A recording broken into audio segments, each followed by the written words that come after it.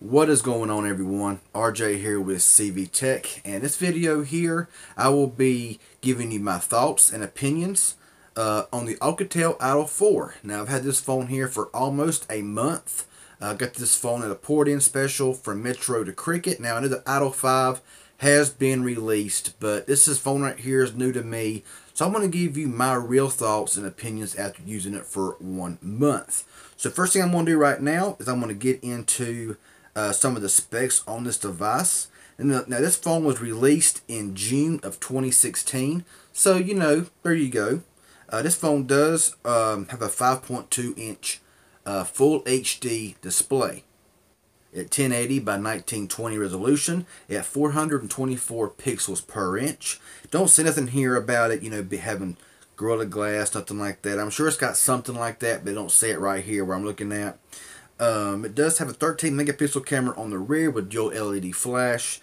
Has, of course, autofocus and touch to focus. It's got a bunch of stuff in the camera settings. And the camcorder is also full 1080 at 30 frames per second. Has electronic image stabilization, an 8 megapixel front facing camera with a wide angle and flash in the front. It's powered by a Snapdragon 617.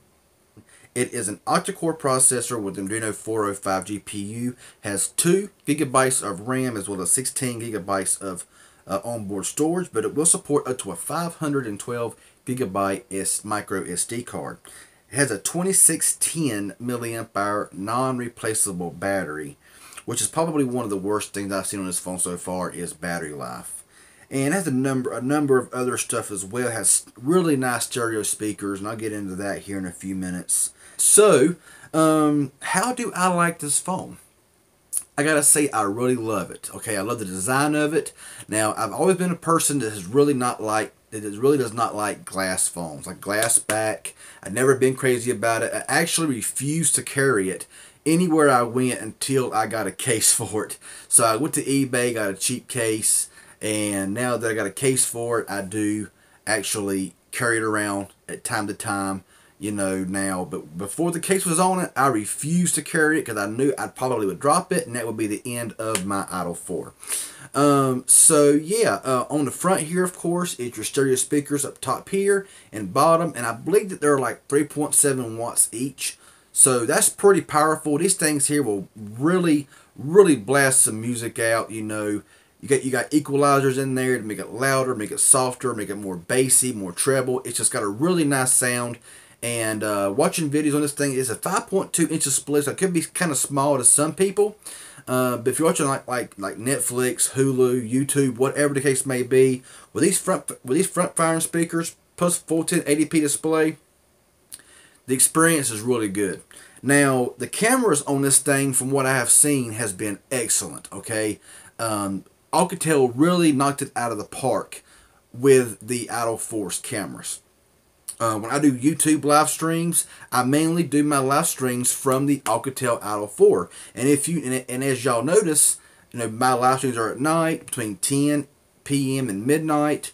And I got just very little light coming in the car. And this front-facing camera right here, it really lets in a lot of light. I mean, it don't take much light to give it a really good, video, good picture. So, I mean, I would use this here over over other phones with better cameras. So, Alcatel nailed it out of the park here with the Alcatel Idol 4. Great cameras. Rear camera is stellar. Front camera is stellar. Very smooth frame rates, and I would highly recommend this phone here for cameras. If you are a camera person, if you're a selfie person, it does have a front-facing flash. However, the front-facing flash is not very bright. It will not give that much light off, even in a very dark area. But it is nice to have that there. Also, that doubles up as a notification light. So that there really also helps as well. Now, I'm going to get into battery life. Now, battery life is probably one of the worst things about this phone here. Alcatel just does not put big batteries in their devices. If I give this phone here a full charge, take it right out, go to YouTube live stream from 100% charge, with YouTube being on, the screen continually being on, the camera always being in use, the microphone being in use, and the cellular data and all like that, about a 2 hour, 2.5 hour live stream. When I get done, will be about 30% remaining in battery life. So you can take that however you want it. I can basically get a whole day of normal usage out of this device. But if you're live streaming and using it really heavily, you may not get a full day out of this device. But other man, it does get kind of warm back here in the back. You know, being glass like that, you're gonna notice it's getting warm faster than like a plastic phone, something like that. But honestly, it does get warm. Now it does have cutouts back here for the speakers on the back as well. So we've got it laying on its face. You're gonna hear the speakers when it rings, and as well as that way. So really nice stuff there. Now this phone also has the reversible mode, like I showed you in the unboxing. Turn it upside down here, and the screen flips around. So if you got the phone upside down, your phone rings, and you just pick it up and answer it. You can listen to the call from the bottom speaker, top speaker, whatever, however you pick the phone up. You know, it's, you know, reversible, universal. There you go. Works like a champ.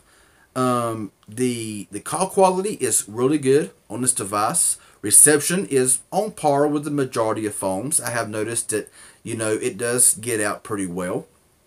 Now, how is the performance on this phone? The performance on this phone is really good. It has, like I said, octa-core 617 with 2 gigabytes of RAM.